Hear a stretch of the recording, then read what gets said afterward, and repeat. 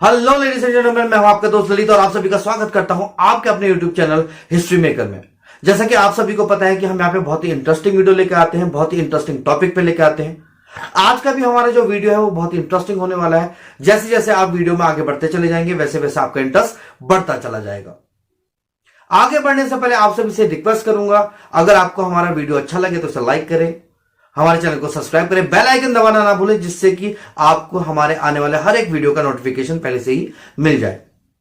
तो चलिए देर न करते हुए बढ़ते हैं अपने वीडियो में। इस दुनिया पे हमेशा ताकतवर लोगों ने राज किया, शक्तिशाली लोगों ने राज किया। अगर आपको भी इस दुनिया पे राज करना है, अगर आपको भी इस दुनिया पे हुकूमत करनी है, तो आपको शक्तिशाली बनना होगा।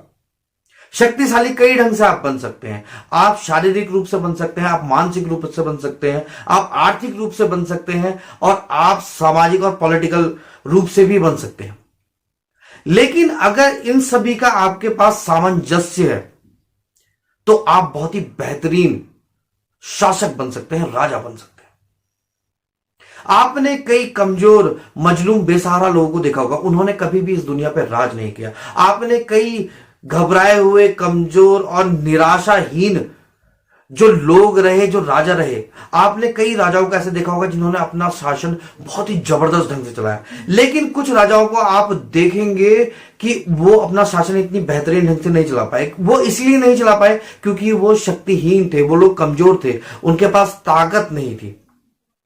अगर आपको मैं उदाहरण के लिए कहूं, कमजोर शासक थे तो उनके प्रति उनकी ही प्रजा ने विद्रोह करा, षड्यंत्र करा। लेकिन कुछ राजा ऐसे हुए कि वो इतने शक्तिशाली थे, जैसे चंगेज खान की अगर मैं बात करूं तो उसके मरने के बाद भी किसी की इतनी ताकत नहीं थी, इतनी औकात नहीं थी कि उसके प्रति कोई विद्रोह कर दे। तो ऐसा हुआ क्यों? क्योंकि वो इतना ज्यादा पावरफुल था, इतना ज्यादा क्रूर था कि किसी की हिम्मत नहीं होती थी उसके सामने खड़े भी होने की। तो उसके प्रति विद्रोह और षड्यंत्र करने की तो किसी की औकात भी नहीं थी। आज हम आपको बताएंगे शक्तिशाली लोगों की क्या क्या पहचान होती है। आपको हर एक वो चीज करनी होगी जो ऑर्डिनरी लोग नहीं करते। आपको कुछ एक्स्ट्रा ऑर्डिनरी करना होगा जो आपको इस दुनिया में अलग दिखाता है, तभी आप इस दुनिया पे राज कर सकते हैं।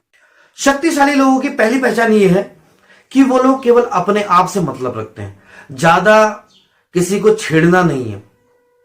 और सीधे तरीके से अगर ये कहूं कि तो जो छोटी मोटी लड़ाइयां होती है इसमें वो ज्यादा गौर नहीं करते। जो भी बड़ा आदमी है, जो भी बड़ा बाहुबली, अगर आप उसको देखेंगे कि वो किसी छोटी मोटी लड़ाई वगैरह, उसे कहते हैं लफड़े में नहीं पड़ेगा। क्योंकि अगर किसी छोटे मोटे व्यक्ति से लड़ाई करूंगा तो बदनामी मेरी ही होगी कि ये इस व्यक्ति से लड़ा है, और उससे बदनामी मेरी होगी, वो खुद की बदनामी से डरते हैं। तो इसलिए आप भी कभी भी किसी भी व्यक्ति से अगर आपको राज करना है तो छोटे मोटे व्यक्ति से लड़ाई मत कीजिए। अगर वो एक कहावत है ना, अगर आपके बारे में जानना है ना तो पता कर लो कि आपका दुश्मन कौन है। अगर आप छोटे मोटे दुश्मन बनाते फिरेंगे ना तो आप कभी भी बड़ा कोई कारनामा नहीं कर सकते। अगर आपका दुश्मन बड़ा होगा ना तो आपकी पहचान ऑटोमेटिकली बहुत बड़ी हो। अब आपको बताता हूं दूसरी पहचान। आप कभी भी उनको ये कहते हुए नहीं सुनेंगे कि जानता है मैं कौन हूं। अगर आप चलते फिरते रोडों में घूमेंगे तो जो छोटे मोटे छपरी होते हैं ना, अगर आप उनको देखेंगे वो कहते हैं कि मैं जानता है तो मैं कौन हूं। लेकिन किसी भी बड़े व्यक्ति को, किसी भी पावरफुल इंसान को आप देखेंगे, वो व्यक्ति कभी भी अपने नाम का गलत इस्तेमाल नहीं करता और ना ही उसे बताने की जरूरत है। अगर खुद से ही अपना नाम बताना पड़े तो फिर वो नाम किस काम का। जैसे आपने एक सीन देखा होगा रॉकी भाई का। रॉकी भाई जब स्टेशन में बैठे हैं, सिगरेट मांगते हैं, पुलिस वाला कहता है कि इससे मैं पूछ रहा हूं ये 100 की स्पीड में गाड़ी चला रहा था और अपनी पहचान नहीं बता रहा है कौन तू। लेकिन जब रॉकी भाई के आदमी आते हैं, हालांकि उसको देखा किसी ने ना हो लेकिन उसका नाम सबने सुना हो, और जब वो देखते हैं कि ये रॉकी है तो सबकी हालत खराब हो जाती है, सबकी पैंट गीली हो जाती है। तो अगर आपको अपना नाम खुद ही बताना पड़े तो फिर वो नाम किसी काम का नहीं। तो हमेशा याद रखें कि अपने नाम का, ये छोटी मोटी जगह अपने नाम का इस्तेमाल ना करें कि जानता है। ये छपरी टाइप ही लोग करते हैं कि जानता है कि मैं कौन हूं, मेरा बाप कौन है। अगर आपको इस दुनिया पे राज करना है तो नाम बनाइए कि हर एक व्यक्ति की जुबान पे हो। अब आपको तीसरी पहचान बताते हैं। तीसरी पहचान क्या होती है? जब सब बोल रहे होते हैं ना तो पावरफुल आदमी चुप रहता है। जब सब हल्ला कर रहे होंगे, सब इधर उधर चिल्ला रहे होंगे तो वो व्यक्ति शांत बैठा होगा। लेकिन जब वो बोलेगा ना, फिर किसी की हिम्मत नहीं होगी कि उसके सामने बोल जाए। तो ये तीसरी पहचान है उसकी, कि आपको ना तब चुप रहना है जब सब चिल्ला रहे हो, लेकिन जब आप बोलो तो किसी की बोलने की हिम्मत ना हो। शक्तिशाली लोगों की एक और पहचान होती है, जहां सब लोग किसी एक चीज के पीछे पागल हो ना, वहां वो उस चीज को भाव ही नहीं देते।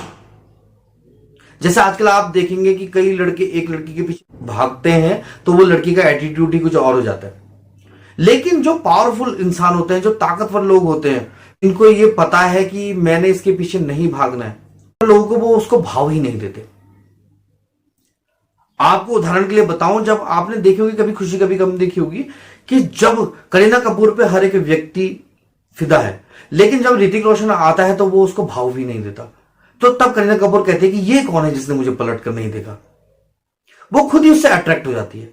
तो शक्तिशाली लोग भी ऐसा ही करते हैं। अभी आपको एक बड़ा जबरदस्त आपको एक किस्सा सुनाता हूं। जब समुद्र मंथन हुआ ना, तो लक्ष्मी जी निकली तो देव और दानव दोनों पागल हो गए, क्योंकि वो ऐश्वर्य की देवी है, इतनी सुंदर और ऐश्वर्य की देवी है, तो आप समझ ही सकते हैं कि क्या रहा होगा उनका चमत्कार।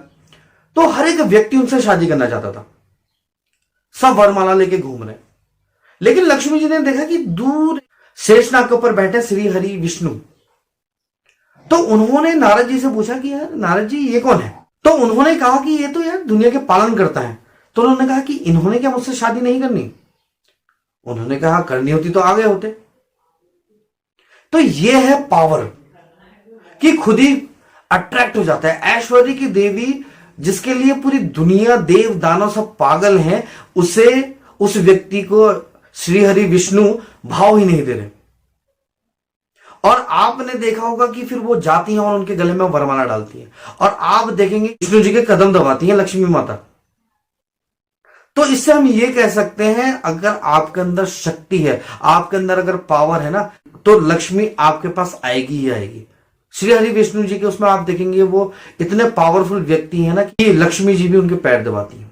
ऐश्वर्य उनके कदमों के नीचे होता है। जो लोग पावरफुल होते हैं, जो शक्तिशाली लोग होते हैं, ऐश्वर्य उनके कदमों में होता है। तो आशा करता हूं आपको आज का वीडियो अच्छा लगा होगा। अगर आपको हमारा वीडियो अच्छा लगे तो इसे लाइक करें, हमारे चैनल को सब्सक्राइब करें, बेल आइकन दबाना ना भूलें, जिससे कि आपको हमारे आने वाले हर एक वीडियो का नोटिफिकेशन पहले से ही मिल जाए। Thank you so much.